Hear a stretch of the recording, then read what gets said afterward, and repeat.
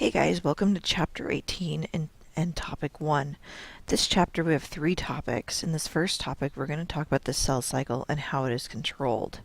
And then we're going to proceed into talking about the cell cycle, and then we'll wrap up the topic with one last topic. We'll wrap up the chapter with one last topic. Alright, so for this topic we're going to talk about the importance of the cell cycle. We're going to do a broad overview, but then we'll dive into the M phase specifically in its own topic, and then we're going to talk about the control of the cell cycle, CDKs, and control of CDKs. As always, here's our objectives for this chapter, or for this topic. If you have any questions about these objectives, please let me know so that we can talk about them in class. So now let's move on to the importance of the cell cycle. So the cell cycle is really important for cells because it has a lot of properties going on in it. We're going to talk about them all, but you should be fairly familiar with the cell cycle because you've seen it in multiple other classes. But the cell cycle is very, very intricate, and it's got a whole lot of coordinated events. And so it's really, really important that the cell be able to undergo this process quickly, easily, and clearly, and have all these events happen properly. It's also really important that the cells undergo the cell cycle because it ensures that cells maintain their size, the number of organelles present, and their genetic information. And so that's another aspect of why it needs to happen. So we have why it's so important and it's so coordinated, but why it has to happen as well, because this keeps the cells balanced. And then in a multicellular organism, it's really important that we have the same number of cells all the time so that we replace the cells that are undergoing apoptosis, which we'll talk about in topic number 3. Alright, so let's review the cell cycle. There are 2 phases in the cell cycle. There's the M phase and there's interphase. And we break these phases into 4 different phases. Interphase is the longest phase. Most cells are in interphase for a majority of their lifetime. The 3 phases in interphase are G1, S, and G2. The M phase is where we find mitosis and cytokinesis. And we're going to talk about each of these here in just a second on the next couple slides. So the G phases, I just grouped them together because they're very similar. So G stands for gap phase, and G1 occurs between the end of M phase and the beginning of S phase, and G2 is on the other side of the circle. It's between the S phase and the M phase. And what these phases do is they're really responsible for allowing for time for the cell to duplicate a lot of its main components besides DNA. Not DNA. DNA is only in the S phase. So G1 and G2 is where the organelles are going to duplicate. It's where the cell membrane is going to duplicate. It's where we're going to get more cytoplasm. The cell is going to grow a lot in these 2 phases. The cell is also in this place monitoring the environment around it, monitoring what's inside the cell to ensure that the cell is prepared for division. We're going to talk about the checkpoints in a couple of slides and how the cell cycle is controlled. But these are the 2 phases where things are checked out to make sure that we're prepared to move on. Because we don't want to move into S or M phase unless everything is ideal for that to occur. The S phase is synthesis, and this is where the DNA replication occurs. And I'm not going to go into DNA replication because we've already spent a lot of time on DNA replication this semester, but if you want to review that, you can go back to Unit 2. Now, in humans, at the end of S phase, the cell's going to have twice as many chromosomes. So we're going to have 92 chromosomes at the end of S phase. And depending on the organism, though, the number is just going to be double whatever it normally is.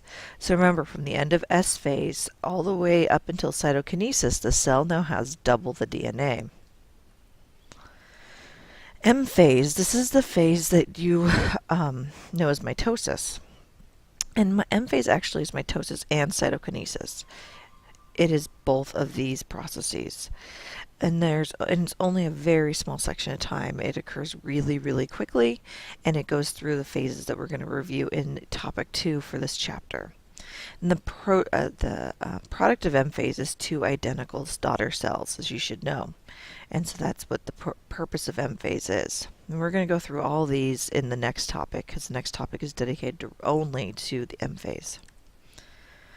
Alright, so how does the cell control this process? We've been talking about control all semester. We talk about all the feedback loops and everything.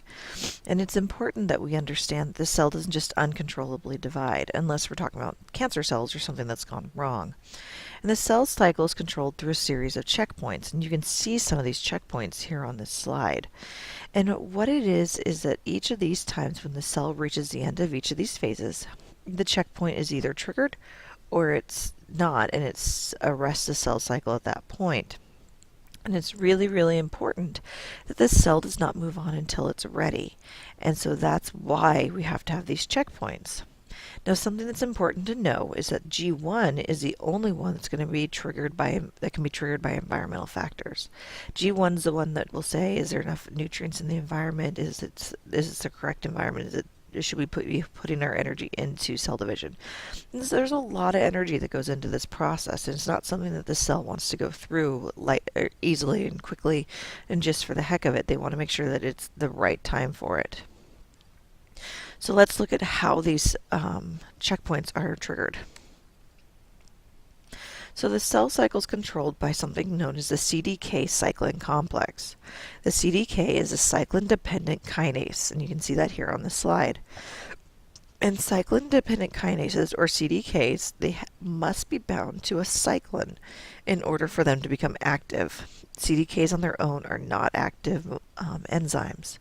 Once they bind with the cyclin, though, they can become an activated complex through phosphorylation, stuff like that. We'll talk about that here in just a second, but for the moment, just accept that when they bind, they can become active. What these enzymes then do is they are responsible for very specific activities in each of those each of those phases we just talked about. So they'll help coordinate the movement of organelles. They'll help do this, they'll help do that. And so that's what the cyclins are important for. And there are very specific cyclins for each checkpoint. And they exist for a very short time. So they're very active, short-lived, and specific. Okay? So how do we activate these CDKs in the cyclin complex? So as you can see here, we have our CDK, and it comes in and binds this cyclin. Now, think about it. The cell has two ways of managing this initial binding, right? They can control the amount of cyclin present and the amount of CDKs present. Typically, you'll see that the amount of cyclin is what's controlled by the cell, but it can manage both of them. And so it's really important to understand that by managing how much of those are present, they can inhibit the formation of this complex. And this is a way to stop the cell from cycling. So once these two come together, they form the cyclin CDK complex. Now, they're not active yet. This complex has to be phosphorylated. Now, for this process, though, when it first gets phosphorylated by a protein kinase, there's 3 phosphates that are put onto the CDK. There's an activating phosphate, but there's 2 inhibitory phosphates. And these inhibitory phosphates still prevent the cyclin CDK complex from being activated. It's not until the phosphatase removes those inhibitory phosphates that the active cyclin CDK complex can go and do what it needs to do. So, I mean, it's a little confusing because it gets phosphorylated and then dephosphorylated before it can become active. But it's important to understand how that works. Alright, so not only can the cell control how CDKs are activated and when they're activated, but they can also inhibit CDKs, and this can be through a variety of inhibition signals. And as you can see here from this slide, there's a variety of things that could cause inhibition signals to be created. So we have damaged DNA, we have unfavorable extracellular environment, etc. You can see that here. So these molecules, these inhibitors, will bind to the CDK cyclin complexes and will either cause them to break down or cause them to prevent to be phosphorylated or a variety of things. But what this does is it prevents the cell from continuing through the cycle until events are favorable again. And so not only do we have a lot of controls in how we activate CDKs, but we also have a lot of controls in how we inhibit CDKs. As you can tell, the cell is very, very invested in making sure that we do not go through the cell cycle unless it is necessary and right for the cell at the time. Now, one more phase that we need to talk about before we move on to some example slides is the G0 phase. Now, some cells don't go through the cell cycle at all. Once they've differentiated into the nerve cell, the heart cell, whatever they're going to be, they never will go through the cell cycle. In fact, they take apart all the machinery in their cell that would allow for this to happen. The cell doesn't produce cyclins, it doesn't produce CDKs, and that's important to know that not every cell goes through the cell cycle. A lot of the cells we talk about are more of our the cells that you think about that go through cell cycle, skin cells, gut cells, things like that that reproduce. But a lot of our organs that are, once they're damaged, they're damaged and we can't replace them or repair them. Those are cells that are in G0 phase. Alright, so let's look at a couple examples of how CDK and cyclins work. In this example, we're talking about entering the S phase. So what you can see here is we start out in our origin of replication, and we have that origin replication complex. Remember that big complex of proteins we talked about back in Unit 2. In this case, we have a CDK, which is at CDC6, sitting on the origin of replication, and this is the pre-replicative complex. And what this does is it helps recruit the components, but it doesn't start it yet.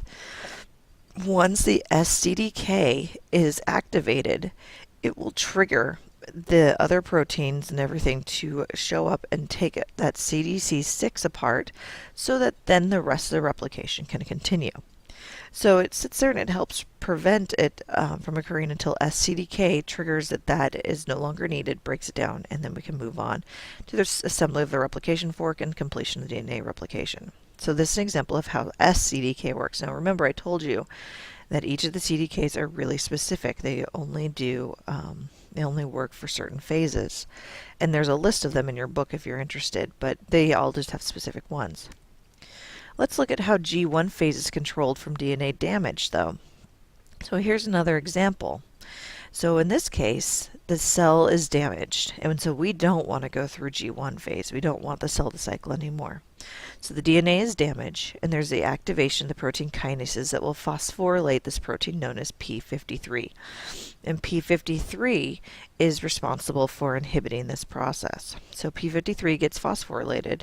It binds to the regulatory region of a gene called P21, and then this P21 is going to get made, and what this does is it's an inhibitor protein that binds the G1 SCDK or just the SCDK complexes and prevents the cell from continuing either into S phase or continuing out of S phase because of this DNA damage. So make sure you understand how that works. There's these last two examples. One was about how we move through the phase, or how we move into one phase from another. This one's how we prevent moving from one phase to another.